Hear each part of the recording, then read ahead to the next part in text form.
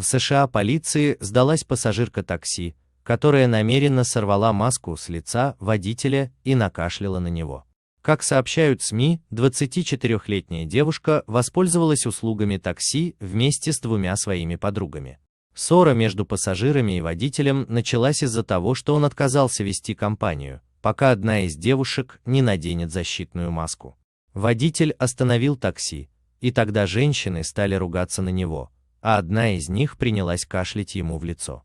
Более того, главная задира еще и выхватила у водителя сотовый телефон и попыталась скрыться с ним, но водителю удалось вернуть мобильный.